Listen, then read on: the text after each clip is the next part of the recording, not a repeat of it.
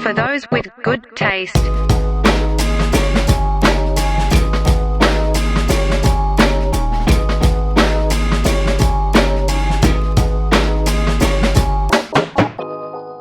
Hey, what is going on, everybody? It's your boys from For Those with Good Taste. I'm Matt. He's Lenny.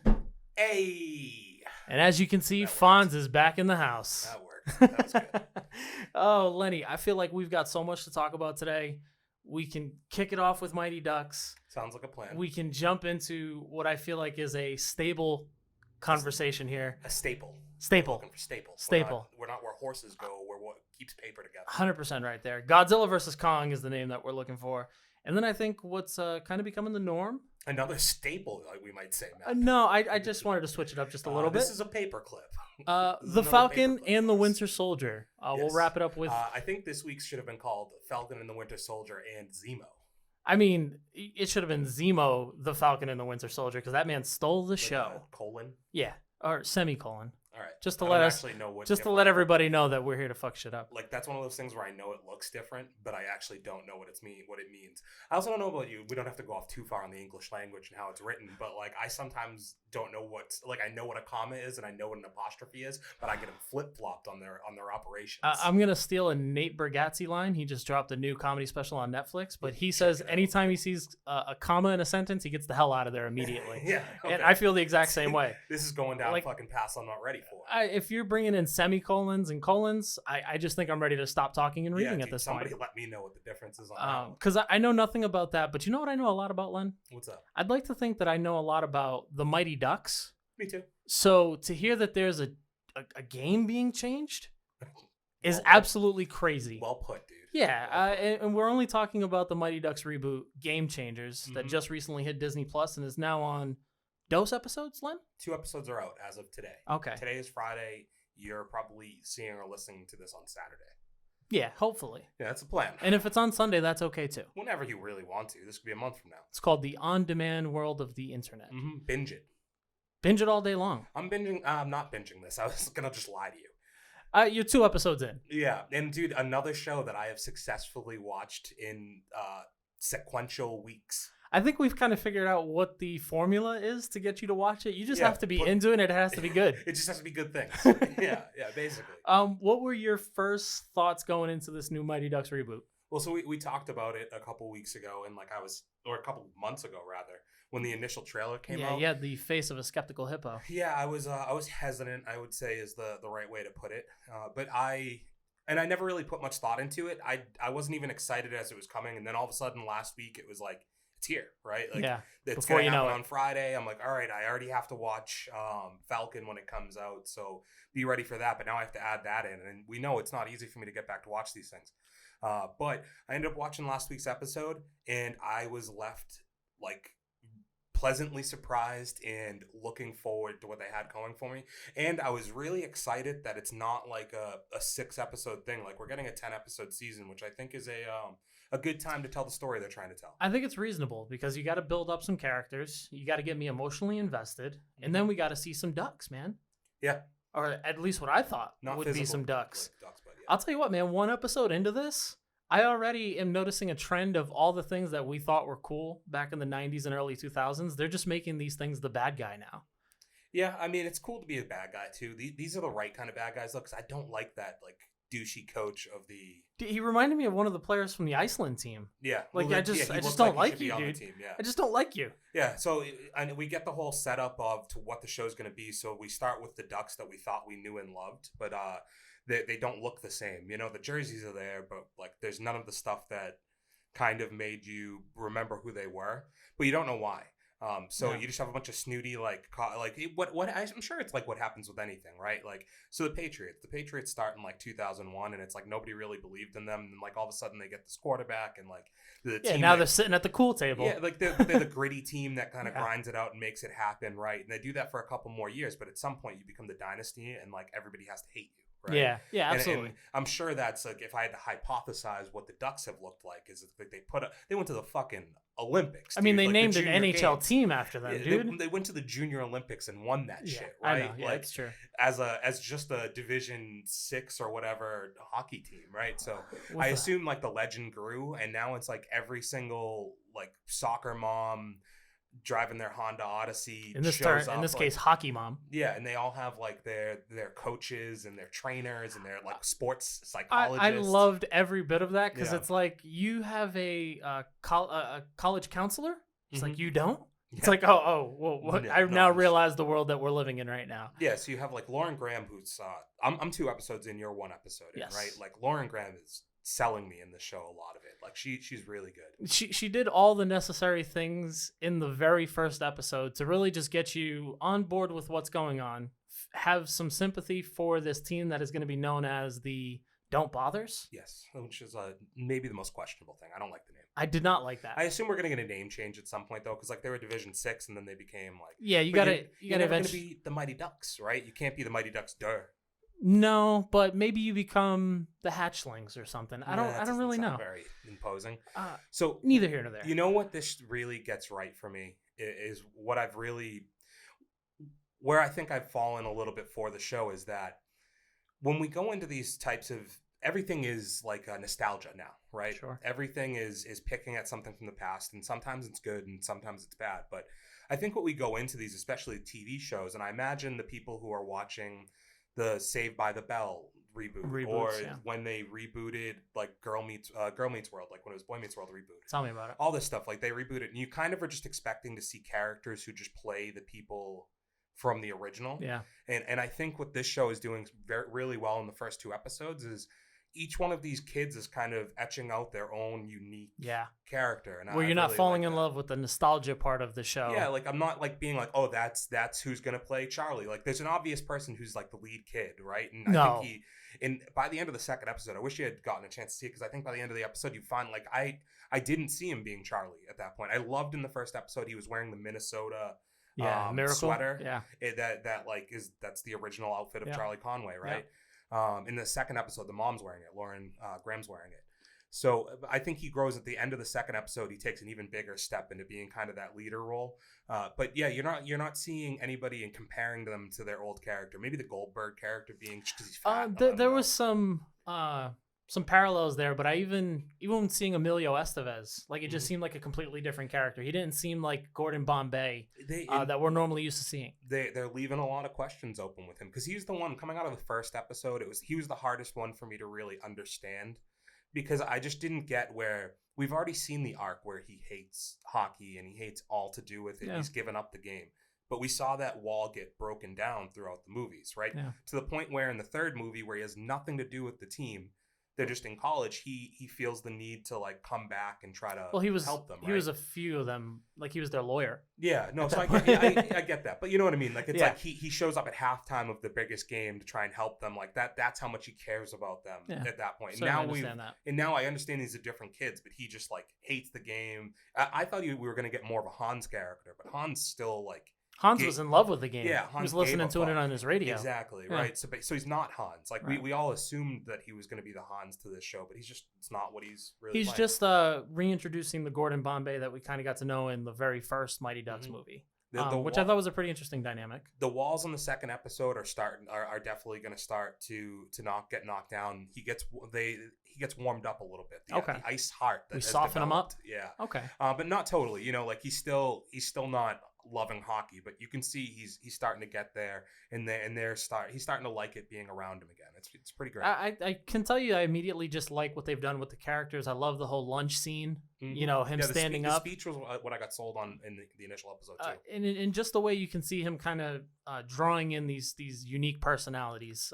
When he's like, "I dare you to join our team," and the skateboard is like, You got to do it. Yeah, you got told to me. do it. Like I always said, I'd take a dare. I liked the kid who showed up with the Toronto outfit. Logan. Yeah, who's just like fully decked out. But it's so much. Yeah, like, the $1,000 skates. Yeah, it was like the thing when I grew up though. If you went to like a concert, right, and you showed up to the concert and you saw the people wearing like the shirts, the merch. Yeah, like you were like, okay, like this guy gets it. Well, no, I actually thought it was the flip where it's like, unless you bought it there, I understand that. But if you're just showing up completely decked out, you're a cake eater. Yeah, you're just a little bit of like a poser in a way.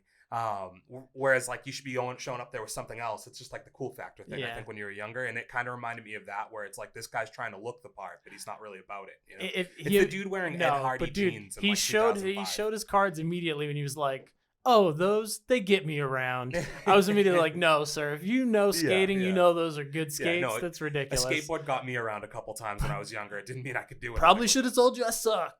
There was so many great moments there. But 2 episodes in, you're feeling good about the third? Dude, this is a high recommend for me. I've awesome. not been let down yet. It doesn't even feel like, I don't know. It doesn't even feel like it's for like, it's definitely for kids, but it does still feel like it works for me, even though I'm like, it strikes the match for adults as well. I think. Like I don't feel aged out because like Gordon Bombay doesn't feel like he's playing to kids in this. It feels like I'm still watching that guy. Yeah, there's something unique about his name's escaping me, but the best friend. Isn't it? That's Nick, Maxwell Simpkins. Yeah. Nick, love his personality and the dynamic that he brings to the show. But it's also just funny that like you're playing a kid online and you can immediately search his address based on his gamer tag. I don't know. I don't know if I buy it. I don't think parents would like that. And they're just going out at whatever hour of the night. It was just pretty insane. But you genuinely enjoy it. I'm definitely going to catch episode 2. I'm right there on that excitement train with you, brother. Yeah, I'm with you, dude. Let's see if anybody else out there is watching it, right? Anybody else checking it out? I know I've talked to a couple people in person about it. I want to know if anybody else has gotten a chance to see it. We're 2 weeks in. I dare you to hit us in the comments. I'm appointment viewing at this point. Like, I watched this at 4 a.m. So appointment viewing. It was probably up on the internet for an hour at this point. I might have been one of the first souls in America to have seen this episode. Well, hopefully you'll have your feedback. Yeah, because I'm sure that's something that they're looking into. Yeah. I took the poll. It immediately was like, "Wow, what the fuck are you doing up? Did you set an alarm?" We'll call it rotten bananas.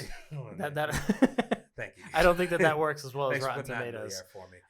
But another big event that we've been kind of waiting for. I knew that you were waiting for the Mighty Ducks reboot. Not really, but kind of.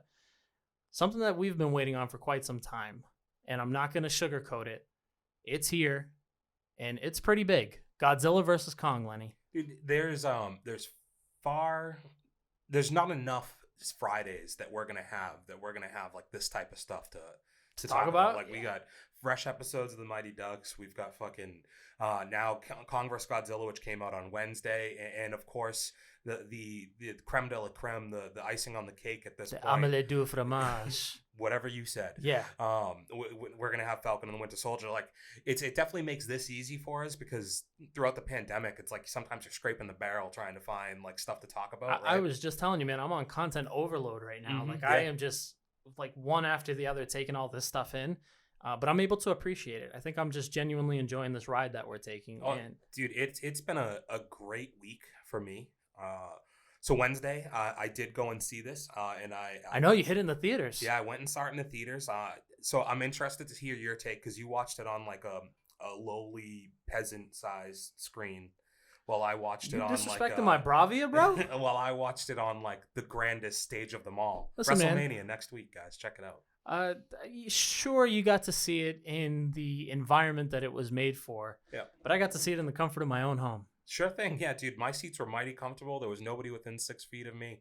They brought back the popcorn. What'd your butter situation look like? Yeah, that was a down. Well, it was like I think it was a downer, but at the same time, it wasn't the worst because I still had the popcorn. But you know, I'm not gonna bore everybody with the details of how I enjoy my popcorn. But I just like an even mix. I like to sometimes even get up in the middle of it and like re-butter. Ooze it on. Yeah. I certainly wasn't gonna judge you for it. They're giving you like cups of like cold butter to bring. Like it's just it hits a little different if you ask me. And I think it's probably a little bit of disrespect to bring cold butter to this type of Event, brother? Cold's probably not right either. It's probably like room It's temperature. Lukewarm. Yeah, whatever Ugh. that means. Is that like a country thing? Yeah, I always thought it had to do with like Hollywood shows. I have Yeah. no idea. Oh, you're thinking about 90210. Yeah, I get it. 90210. Good. Like I heard he was hot. If you're lukewarm, then it kind of means you're on the downside. Well, no, he's that dude. Fine. Pause, but he was fine. Don't know whatever. So Kong versus Godzilla, Godzilla versus Kong, however you put it. I got to see it in the movie theater on this massive fucking screen with some dope Dolby audio, and I found myself like halfway through being like, damn, I'm happy I went to the movie theater for this. Yeah, like, I could see that. Like, man, I caught like 5 or 10 minutes of it on a regular TV the day after, and it looked great. Like visually, still looked great. But dude, there's something about like when they are roaring at each other, trembling sound. Yeah, it's I already know what you're talking about. It was great, man. Like that's what movie theaters. I just found myself sitting there like, damn. Like there's people who aren't gonna go back to the movies. Well, you're gonna be forced to because this HBO thing only lasts for this year, right? And then it goes back. And you can certainly imagine that with the results that they're seeing from this film, if it does well, they have to bring it back. The theater was full. This was totally. So I've gone to the movies twice. Pandemic, post-pandemic, however you look at this time period. We're still right? in the pandemic. And the first time I went, it was around Christmas, and it was me and just the person I went with that were in the theater. Like, it were completely empty. It sounds which romantic. Was really unique and pretty cool. And yeah, dude, like there was a handy or two. Like I didn't bring the butter, but I brought the lube. Yeah. So we watched that, and it was like a really unique feeling. And then this time I go, and I'm smart about the movies. I've gone enough times, like. They have the handicap seats that have like their accompanied you get some chairs, spacing right? there. And nobody ever buys those because they feel like a dickhead. Because the whole rule of thumb there is like if you buy it and somebody who's handicapped shows up, you obviously have to fucking move. And who wants to be a part of that? Yeah, but is that bad? No, because it's like it's pretty reasonable. Otherwise, man. that seat's going unused. Yeah, well, that's my point. And they're usually really good seats. Very comfy. In this one, it's dead center of the theater. Like it's perfect. You don't get any better. So we took those seats. Nobody sitting near us. We had the whole 6 feet around us because they give you space for the chairs, right? Got to be socially distanced. No, for the wheelchairs I was talking about. Well, socially distanced. No, dude. So like they have like those seats really close that have their own little section. Yeah. Like that. There was only one seat separating. I thought so. It was That's like 2.5 feet. Yeah, that's not good. It was a little tight, but they like. I'm still wondering where the fuck my AMC stock's going. If the movie theater did as well as I think it did this week, like I should be making some money right now. You should be making some money, and we should probably see some adjustments being made with the one seat thing. But who cares? You got to see it in theater, and I'm sure you saw it on a peasant small screen. I saw it on a very good screen. Don't you? I'm telling you. People who sold me that TV are going to be very upset with you. Well, dude, I'm not quality. Like, it's not a quality thing. This is strictly speaking of size, dude. I'm a size guy. Size in this case matters, and I'm sure it felt a lot better going into it. Yeah, no, I felt great going in, and it felt even better coming out. Yeah, I would imagine it did because coming out of it, I just kept thinking to myself, I was like, man, that would be really loud in a theater. There was just instances where Godzilla and Kong are just screaming at each other, and you're like, no subtitles. No. Well, subtitles. I listen to closed caption, so I got the screams. Okay, yeah, 100%. All right. It's just like, was it a person in the closed caption but just saying roar? I love the closed caption because you miss a lot of things if you don't have it on. The amount of times that people are like, "Oh shit!" Like it's hilarious, and you get to catch it every time. Okay. Cool. But for me, I still enjoyed it, even though I didn't get to catch it in a theater. And for me, the juice was well worth the squeeze. Mm-hmm. The wait was well worth it, and I can certainly see myself possibly taking the trek over to the movie theater to catch this and really appreciate it. That's how much I enjoyed it. Yeah, I'm not going to go. I'm going to say I'm not going to go back for this one. This makes me want to go to the theater for Mortal Kombat, though, next month. Certainly breaks down the floodgates. And I also imagine, like, seeing how many people went to this, the immediate thought I had coming out was, like, damn, Black Widow is probably going to be huge come July. When more people have been vaccinated, and, like, it's going to be probably huge in July. I think the wait's going to be, like, really built up at that point. We've done a really good job so far, Matt, I think, of selling people without spoiling this movie. But I think it's time for it's the only thing we can do now. Yeah, do you want to? So 3, 2, 1, spoiler. Get the hell out of here if you're not down. Handcuffs are off, dude. I'm gonna say whatever I want. We're going at it, baby. Yeah. So Mecha Godzilla? Yeah. Well, do you want to? No, that was too quick. That was too quick. Yeah, no, I know. Maybe, it was the only thing. I mean, I get what you usually come a little early on those things. So like, I was so surprised. Yeah. It just you were. They spoiled it with pop figures. Like nope. a month earlier. Nope. To me, that they've made also mistakes with pop figures that it doesn't do anything for me. I knew Mechagodzilla was going to be a thing. I did think that it was potentially going to be made from like the body of a dead Godzilla. Yeah. So seeing it completely made of like machines, and they're using like the other Titans' brains to operate them. Monster Zero. Yeah. I thought that was a really cool tie-in. Just let's start from the beginning because I have a terrible habit of just jumping to the end. Coming early. What were some of your initial thoughts when you got introduced to reintroduced to some of the characters? I love Kong, dude. Yeah, 100%. That's gonna be my immediate thought from the first second. Like he just gets up on his little montage in the morning. Dude. There's something about Kong that is just like he's the everyman, dude. Oh yeah, Kong's just a dude. The scene had everything. She's a dude. I'm a dude. We're all dudes. I'm a dude. All right, we won't do that. Yeah.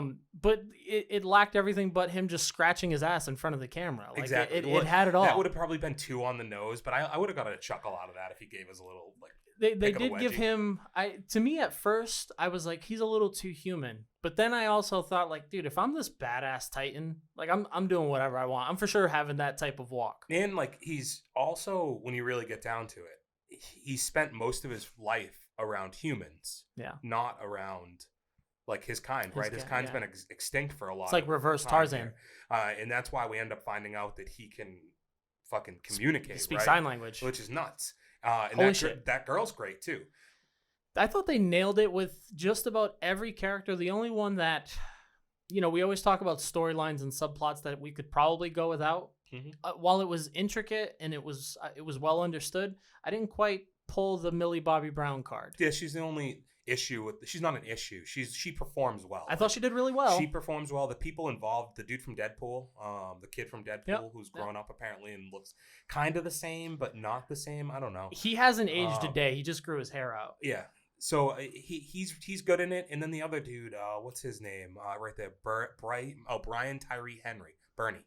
Yeah, the three of them, they're really charismatic. I think is the best way I can put it. Like there's a good energy between them. It's funny, but the storyline doesn't feel like it needs to be there. To me, it felt a lot like, hey, we need to tie in some characters, some of the actual humans that we've cast in these roles and like paid a lot of money, because obviously the first Godzilla, you pay 3 pretty big actors and you don't end up like bringing any of them back. Yeah, you don't end up making any of them. So any people like association you've established with that original movie, you never carried on.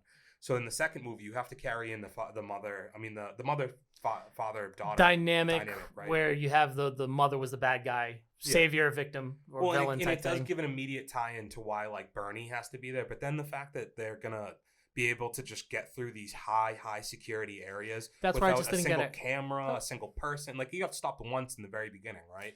It just didn't mesh for me. Like it seemed like this should have been way more high tech and secure than it was. The fact that they were able to just kind of jump in as they pleased. I couldn't help but feel like they have to show us what's happening with Mecha, like how that entire story comes to play. And I guess you don't get that unless you have someone kind of tampering behind the scenes. So at the end of the day, they're just a plot device. Like they're not actual like characters. Yeah. They're there for a plot device. And the thing I hate, and we don't want to skip ahead, I'll elaborate more, but I hate their impact on the plot. Oh, yes. I do. It's probably my least favorite thing in this whole movie. It's the one downer I really have to say about it is it has a downer at the end.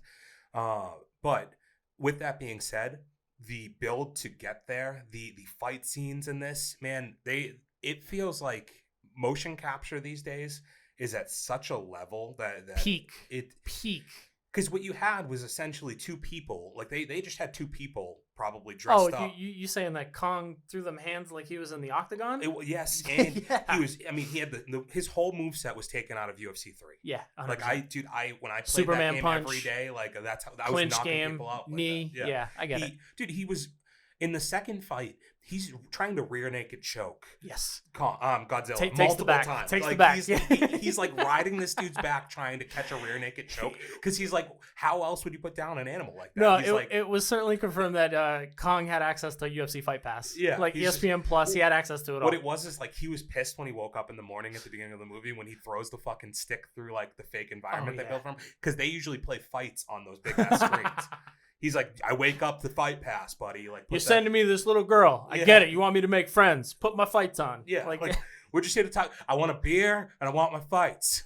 Let's get one thing straight. If it's not fight talk, I don't want it. But it just looked amazing. From the boat scene, I was so nervous that as soon as we get underwater, it's not going to look as good. Mm-hmm. They hit it out of the park every time. So the underwater, I thought that whole plan was fucking stupid. By the way, like if you had the option to fly him from the beginning, I can tell you, apes don't like water. I think they're bad parents. Yes, because that girl should have not been allowed. Dude, on those they had boats. no tabs on that girl at all. Well, and she's like on a boat that was definitely going to sink at some point. Yeah. I mean, she got locked into her room. That certainly was going to like capsize at some point. So like their theory was we can navigate these water paths because you can't pass these like borders, these invisible borders in the ocean. Godzilla can't swim through them. Yeah. So they've acknowledged that he can sense the Titan. That's why they've been hiding him. I mean, we've known that since the beginning, King of Monsters, movies, right? Yeah, from the first movies. So he's like, they're hiding Kong. He's first time he's out in the open. You put a girl on a boat with him basically you put him in it's like me and you. I use this analogy. It's like we're apex predators, right? Yeah, 100%. I am. But yes, you way more than me. But you put us in the ocean with a great white shark. Yeah, there's levels to this and like game. we aren't going to be able to keep up. It's the same thing where it's like Kong is an apex predator if you put him on the fucking ground. You thought bring him into the ocean was a great idea? Yeah, like so just fucking fly him there. You would have had no problems because Godzilla, like the one place he can't get to you, he's got to be air. He's got to be very accurate if he was going to blow you out of the fucking air. And he's kind of a dick when it comes to spitting out that electric fire, man. He talk about a heel turn, dude. Yeah, bro. This guy bought the angle so much. Like, brother, he was trying as hard as Stone Cold Steve Austin in 2001 to be a heel, dude. He went from intimidation methods to I'm just gonna break and destroy everything. Like it doesn't. You bringing Titans into my realm, I'm not having it, dude. Yeah. I'm shutting everything down, dude. So the fight on the boats, the vessels. The thing that confused me there also, like I clearly I really like the action of this scene, but I thought the thought process around it just. Oh, I have my reservations as well. We'll get into those. Godzilla's. I mean, King Kong has never swam before. I'd assume, right? Like on that level of swimming. But I was counting. He was down there for like 6 minutes with no issue. Yeah. He was like legitimately swimming. Like he was a natural. He's got big lungs, but it's all relative. I don't think you can hold your breath for that long if you've never even tried. Yeah, because everything of water he's ever walked in has been up to like his waist. A waterfall. He's washing his ass or something like that. Like exactly. It's never taking baths, like ocean. It's never ocean depths. And I don't know. There was a lot of just questionable decisions on their part, and it was also like you guys have dealt with Godzilla so many times. You thought a fleet of 4 destroyer vessels were going to do something like. Well, they thought. Where's the Armada? They thought they had planes too. Dude, how. The fact that they were like, yeah, Kong's got to protect us, and his first thought was, I'm going to take this human being in a jet. I'm chucking it. Yeah. I'm chucking. I don't give a fuck about the guy. And did they get that guy back? Because he just the amount of people that have ejected, but then we were told that the boats were destroyed. Those people are dead. It's worse than that. They did a documentary about World War II when those dudes, when the boat sank and they got eaten up by all the sharks. Yeah, there's probably an actual event that's called. But where were they? The USS. Well, Shark Week did an episode on it, and they basically just tested the theory if sharks would be hungry enough to eat that many people. And I'm like, it's a smorgasbord. What are you talking about? Like, it's... Yeah, dude, you put me at like a Fuddruckers and tell me to make my own burger. I'm going to find a way to put as much shit on there as I can. Like, just don't give me the tools to be my own weapon of destruction. One of the best parts for me in this movie, and I hate to harp on it, your peasant screen, that maybe you didn't get as much of this as I did, but we're scrapping. You and I are going Godzilla versus Kong right after we're done taping. I'm tired of your shit, dude. So it's just when they finally convince Kong, like, and they get this little girl to like lie to her best friend, bro, it's so painful. Yeah, it's like let's fly him over to this cold ass place where he's got nowhere else to go. Well, he was like Alexander Skarsgård, who they didn't really need to cast in this movie, but he's fine. Like, what do you mean they didn't need to? Loved him. He was every good. minute of it. He was great. But he was like, just lie. He's just like. Yeah, no, like, let's be real. You either get him in that fucking hole or he's dead. Like, I have flown him here, and they're not going to pay for him to go back.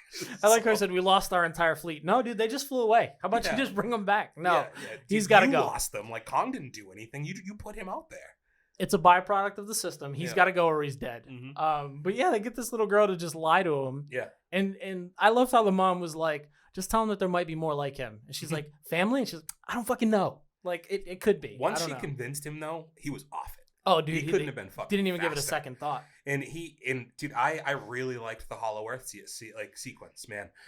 Getting there was great. You felt how intense it was, like from the gravity standpoint and all of that. At one point where I was holding my breath. Yeah. Just like subconsciously holding my breath because I'm like, what the fuck is gonna happen? Yeah, they shoot through this little plasma hole. Something about a giant ape being thrown through gravity. I was like, dude, eventually gravity's gonna like come back, right? Like, how is he gonna get down? Talk about like a proverbial like leap of faith, right? Essentially, man, this man just threw himself, not even gracefully, And then and just lands in the Hollow Earth. So he gets down there and it's like beautiful, like it's like green and like Pangea. vibrant and like all this great stuff, right? It's beautiful. And he's down there. He comes across these fucking birds or whatever they are, like these one of the more fucked up things I've seen in this world that they've created. And he just like a boss takes one out, grabs it, hits the other one, and then like rips it in. That other one didn't want any part of it. Yeah. He was like, I'm gone. You can stay here and fight this dude if you want to. Good luck, man. You had your head ripped off and your skull just eats eaten. it. Just, may I make another note? Do we need the hot chick whose dad is a billionaire? Did you think it was funny that he never questioned that she never came back? No, to me it made even less sense when he was like, yeah, okay, cool. Because it never registered like he his got what he wanted. He got what he wanted. Yeah. But they didn't even make a mention of like, hey, your daughter's dead. Like, it never came up. But the new thing is hey, let's get this hot chick who's got her boobs out, and she's just gonna make comments like, oh, is the monkey gonna be okay? Is the monkey gonna save himself? And then she ends up being a bitch and she dies. Great. I was convinced that was AOC the whole time. I was like, wow, they had AOC like start acting. Like I still to this day think it might be her because I don't know who it actually is. Yeah, I don't know who it was either, but I like her. She played the role very well, but I'm just over seeing this. My dad's a badass. He gets what he wants. The gravity scene was really cool when he like jumps from one rock and then like has to catch himself on the other side when like reverses. Did you notice that was like a Kong hand? Yeah, looked awesome. I thought that was cool. And then we find out how he gets like the axe down below, which leads to like an all-time petty move by Godzilla. Because like Godzilla rolls up on, because I assume what happens here, right? So at this point, the daughter goes under Earth, and like we know doesn't have good intentions. She ends up collecting a sample, and from that sample, they send a bunch of data back to Earth, like regular Earth, not Hollow Earth, and it's used to download like final updates to Mechagodzilla, right? Yeah. Now you have the eternal power source. So what I assume happens is Godzilla this whole time is known there's a threat at these bases, right? And he's been trying to take it out. So he gets triggered by this new update to Mechagodzilla, and he goes there. But then all of a sudden he gets there and he's just like, wait, no, there's something else amiss here. Is this motherfucker in my chair? Yeah, like he went back? He thinks he's stepping foot down there. Like I use that area, which leads me to another question really quick. I'll using my toilet? I'll segue and we'll get back to this super petty move. You know, because you told me you rewatched King of Monsters. King of Monsters, yeah. So in King of Monsters, they talk about like there's always been a belief that Godzilla uses Hollow Earth to travel the globe. He had faster. he had his own lair that looked like it was underwater, like warp tunnels. Yeah, worm tunnels. which is basically like the other axis of the Hollow Earth. Do they all lead back to where Kong is? Because like Godzilla wouldn't. He just swims into this like, and then all of a sudden he's flying through. No, so that's where I think that it's like an exit. It's like a highway system. So there's different spots that you can get off at. Yeah, okay, that and was I a major think question I had. I think that the one thing that they never really clarified was how you could access Hollow Earth, because they knew of this one in Antarctica. Yeah, where you didn't have to go through water or anything, and you were able to just go through the surface. And we knew there was one on Skull Island because that's what Kong was there to protect. Yep, and I love the entire tying together of how Kong was safe on Skull Island. It all made a ton of sense because when he gets to this island, you could kind of see him being the king of this. The alpha. Being the guy who runs everything. So back to I think it's just an exit system. The uber pettiness is like Godzilla gets there, and instead of being like, wait, there was an issue over this way, he's like, maybe the issue is what I felt down in like. Nope. I genuinely think he's like, you know what? I'm gonna put a pin in that. I'll deal with that shit in a second, bro. What are you doing? You just chilling? And he just No, you can't have that, bro. Just start Through- shooting through everything Earth. through the earth. Like through Earth. He just puts a big ass hole, and I love that it's like Kong looking up, like I have shit to deal with down here, but no, that ain't it. That ain't it, bro. Like we're gonna fight. Let's square up. And we're ready for round 2. Yeah. Because, man, when I look at how we've come to this, you just got to kind of wonder, like, okay, eventually, are they... Because you can't have a fight with 2 good guys, right? Well, Ultimately... You can. Like, I think they both... At the end of the day, there's clearly a heel and face dynamic in this. Sure. But you do end up with, like, the double turn. This was eerily similar to Batman versus Superman. You think so? Where you get 2 good guys. One of them's kind of questionable, makes weird decisions, goes full heel. Not going to point out who that is.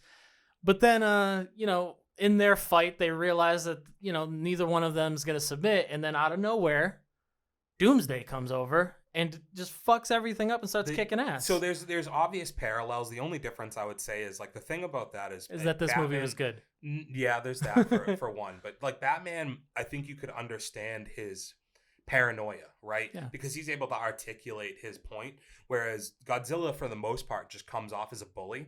And that's the one reason I think you needed to have Millie Bobby Brown in this movie, is because her character and the little girl who's with Kong are what's humanizing those characters, right? They're what's vocalizing the storyline, that their perspective on why they're not bad guys. They're going to bat for them. Millie Bobby Brown's telling you, like, Godzilla saved us all these times. So there's clearly something else going on that's pissing him off. He's got a reason to destroy these facilities. Like, it's not erratic attacks. No, he's not targeting humans. Yeah. Like, he's here to protect us. So there's something else going on, right? So I think that you that's the one reason Millie Bobby Brown's really there. Okay. And that's why I call her a plot device, because it's like she doesn't really serve any major purpose to the plot other than to give you a way to communicate some of Godzilla's perspective through a human form. And possibly his intentions. Yeah. So you get this final fight that is just fucking balls to the wall. Hong Kong or whatever they're in just gets... This is where you can shit on my TV, because I could only imagine the feeling of watching this in theaters, because the sound effects... Man. That final roar between, like... So before we get there, it's like the fight is crazy. We're going to get there. Like I said, you get a decent amount of it in the trailer, right? Yeah. It's just an extended version of what you get in the trailer. Some of the biggest moments are in it. Man. Kong's whole fighting style in this is literally just like jumping off of buildings and throwing super kicks and super just Godzilla's an asshole, bro. Just flame electricity all over the place. And it's like, no, man, no hand-to-hand combat. So you end up with this one, like the first fight, it's clearly Godzilla wins, right? Yeah. Kong is kicked to shit, dropped off. He tried to drown him, dude. Right. The second one is they basically tell you, like, he said Godzilla won. Kong won round 2. He does, but like I kind of hate it because he wins and they take it away from him. It's like a roll up finish in wrestling, dude. It's like you got the win, but like you immediately took it away if you beat the shit out of me right afterwards. So it's like Kong gets the win, but then immediately Godzilla is like dislocating this dude's fucking arm. He's put his foot. Dude, how definitive is that? I'm putting my foot on your chest? And then he roars in his face, and like Kong roars back, but it's like, bro, like I could fucking fire breathe your face right now. What did you think of that? Because to me, if they kind of really stated that if Kong didn't submit, he would be dealt with. Yeah. And Godzilla gave him that moment. He's technically given him 2 moments to submit, and he's just so defiant in that moment, but he still doesn't finish the job. Yeah, I mean, I think it's just that, like, he has grown. It's like fighting, right? So me and you, before we got on camera, we're talking about how Connor and Nate have been like talking shit online to each other, and it's been really funny, right? So like that's a rivalry that's very, very tense. But every time they fight, like there's pictures at the end of that second fight when they're really, really bloody and like they're hugging each other. You're humanizing these guys a little too much. So dude. I imagine what it is like Godzilla's never, like, he got the shit kicked out of him at the end of King of Monsters, don't get me wrong. Big time. Like, this has been the most formidable opponent that he's had. He's been put to the brink, and I think he just came from it being like, you're not, like, hurting these people. Like, you're not here to do anything bad. You clearly think you're protecting the same thing that I'm realization. Yeah. Okay. I think that's what it is like you grow a mutual respect through fighting. We're both alphas. And like Godzilla can go away from that knowing like he basically did submit. Like he is, I am still the alpha. Yeah, like he didn't formally walk away from me, but like he about as submitted as would that make Godzilla Kong's landlord? Yeah. If He's he's de- living in Hollow Earth. He's definitely owning space in his head. I'd say that. Oh man. So this leads to it's just like the let them fight moment where Let him fight. Let him fight. Yeah, we get the release of Mechagodzilla, and it's in real time right now, Matt. I've just realized what I think it reminds me of when he first bursts out of the wall. You know the Power Rangers movie, like the newer one, Yeah. when Goldar is like walking through the streets. Yes, It looks yeah. very It similar. looks very for a similar. I second. can 100% understand that. So that was funny, but aside from that, like this is a little too quick for my liking. The Mechagodzilla. Yeah, that's where I drew the Batman versus Superman comparison. Yeah, it's a bit too fast of a turnaround. And then I hate, this is what I was saying earlier, right? I hate the ending. I hate the way they end this fight because it does no favors to Kong or Godzilla. Nope. Right? You have these two like alpha as fuck people, but you establish like basically that they needed this idiot to pour like whiskey or something into a panel to destroy it. Like, I don't know, man. Like, you have the two biggest alphas. Like, I would have liked them to just team up. And I don't like the fact that what came to be the most powerful being was beaten by plot. Yeah. Like it whether it's anime, whether it's TV series, it's one of the biggest cop outs. Like these three characters that should have been caught like a million different times over somehow travel from like one part of the country to another part of the country and end up in the right place at the right time to pour this thing that they introduced. It's just all is a little too like convenient. When all you didn't need to cop out to me. You could have just had the two of them. Like I understand they have them work together. Yeah, they beat the shit out of each other, but that's what we had all showed up for. Like their team fight. We knew that they were going to fight, but I think we all kind of assumed we know they're both good guys. You can't end with them and doing anything else but like the buddy cop team up, right? You need that to happen. I want the whole thing, and I didn't get that. Like it was awesome when Kong like knocks his shoulder back into place, and he's like, "Let's go!" And they're like tag teaming with the axe. With the axe. Oh in the my fire goodness, breathing. dude! When they charge it up, bro. Yeah, like that shit's sick, dude. Like that was enough that I thought he was just gonna chop his head off. Would have been great. With that, and instead why wasn't that he goes enough? haywire because somebody pours fucking liquid. It's a cop out. It's a big fucking. You don't cop do a out, service, man. Because then the scene where the two apex predators, hey, you're on land, I'm on sea, like the acknowledgement of each other. It's just like, oh, you two are basically the survivors. Mm-hmm. That's it. You got lucky, and now you guys have some respect for each other. It didn't play to the ending that I thought it should. In real time, I was almost tempted to change my score.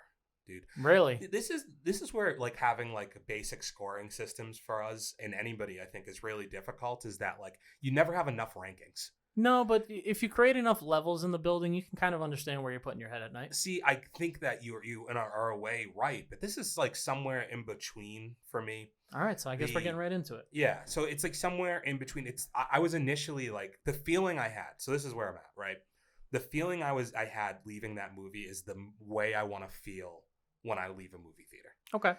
This is the type of movie that is meant to be seen in that larger than life environment. And I think that it left me with a really nostalgic feeling of what I've missed for a year now with movies, right? So I was very prepared. Like this was cake, dude. This was going to be, again, like that confetti cake with that sweet ass fucking frosting, dude. Like I was ready for it.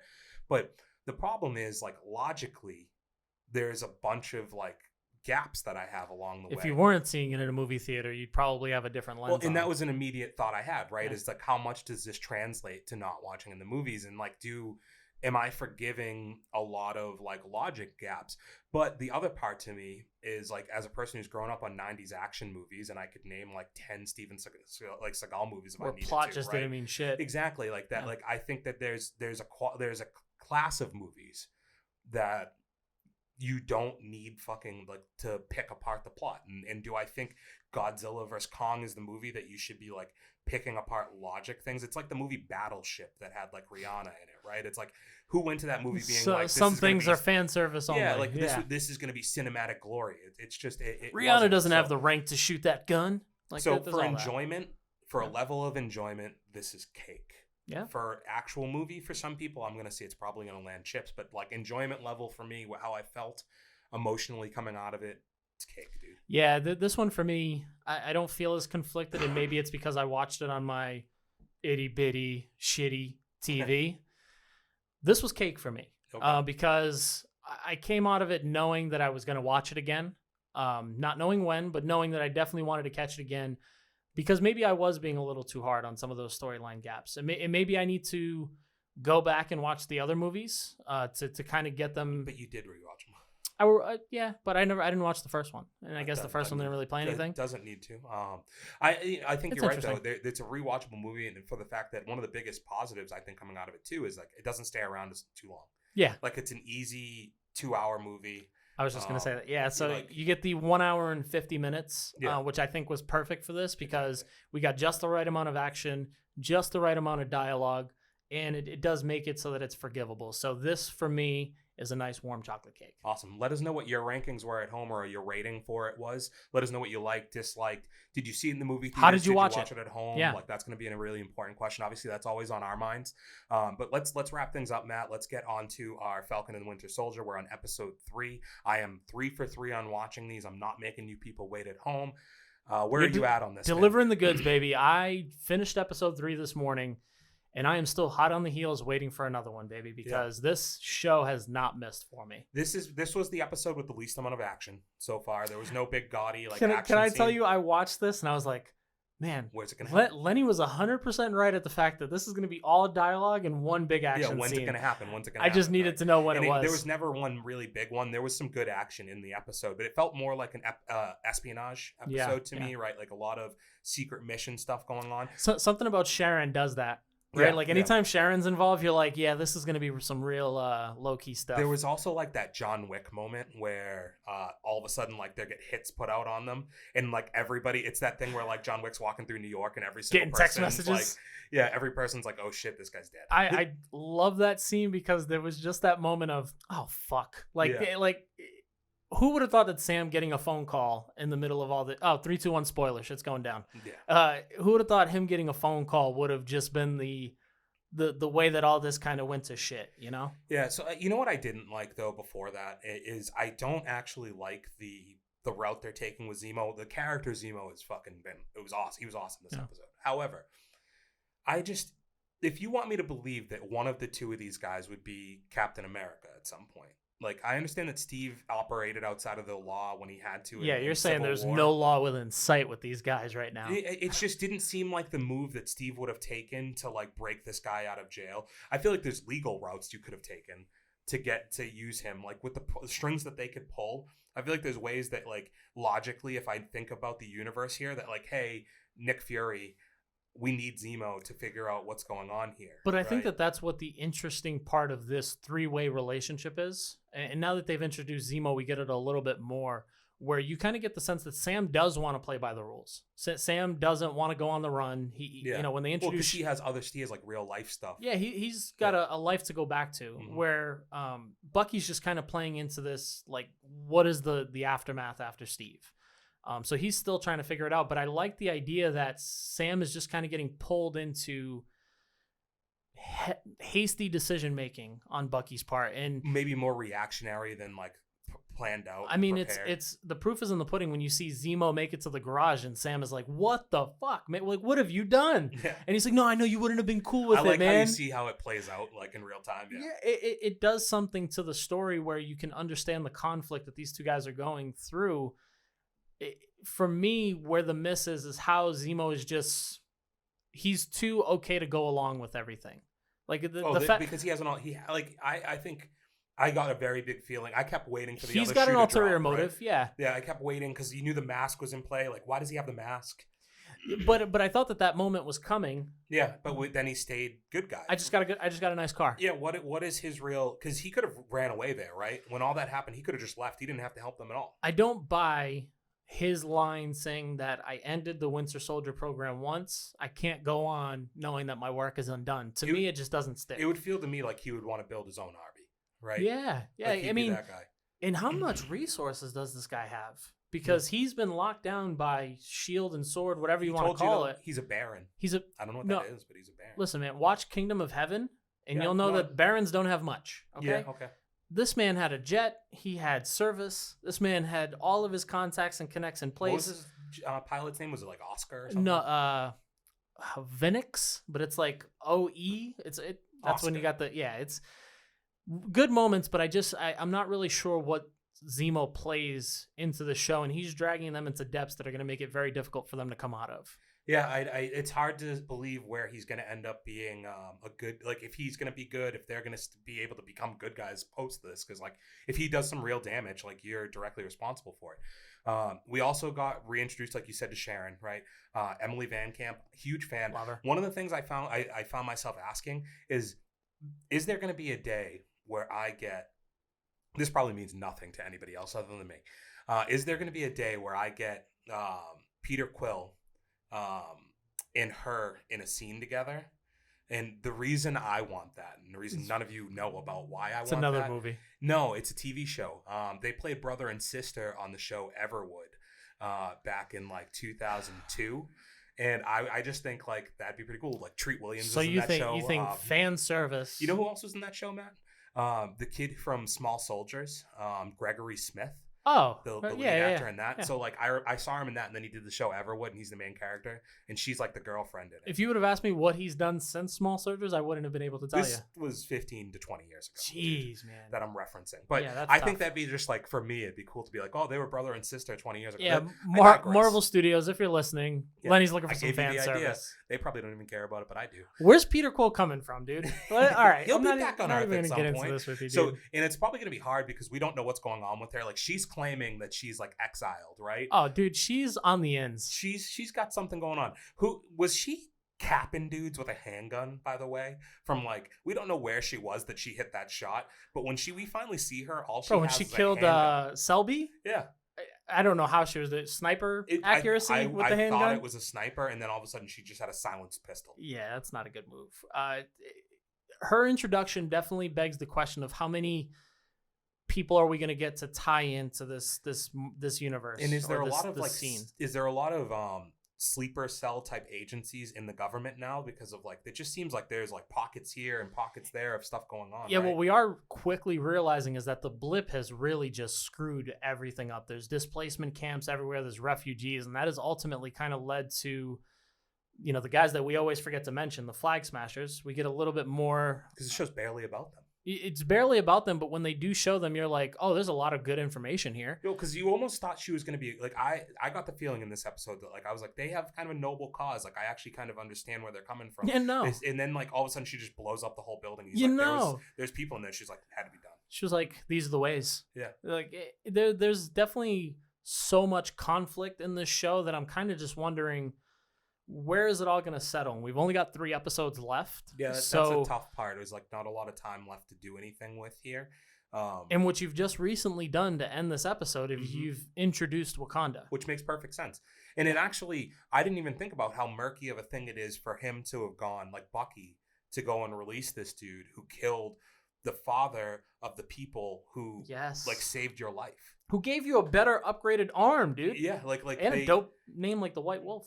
Like cleared your name, made you a good person again, and like you kind of just went against them for your own personal gain in a way. Not only that, but you also had to wonder, you know, unfortunately, due to the death of Chadwick Boseman, we're never really going to understand how Wakanda plays a bigger part in the world. Yeah. Hopefully it's introduced here.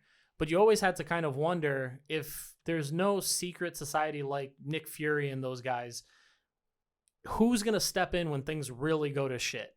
And to see the introduction of the Wakandans, now you're kind of understanding maybe they do play a role in this police force that's kind of making sure that everybody's doing what they're supposed to be doing. They've also never been afraid to leave their worlds to come take out like a threat, or just a person who they have a vendetta against. Like, think about what that movie they were doing, right? Yeah. Like, they were rolling up on people's houses and like just taking them out when they people were stealing vibranium. Yeah, you know what I mean? It's an issue. They're police vibranium. So they've already shown that like when they need to get down, they will, and they'll get dirty if they have to. So like, I'm not shocked that they're coming through and being like, we're just gonna get this done quick, dude. Like, you, if anything, maybe you're trying to help us and break them out of jail so that we can kill them. Yeah, it certainly left me wanting more. Zemo, I think his days are numbered. We'll see. Hey man, well they've written some interesting stuff so far. I don't have an opinion on Zemo. He was great in this episode. He might end up being good, more than likely bad. He's bad. let us know what you think. Is he good? Is he bad? Is he going to be screwing him over, stabbing him in the back, or would it be more of a stab in the front situation? I don't know. Yeah, I mean, give us your take on everything.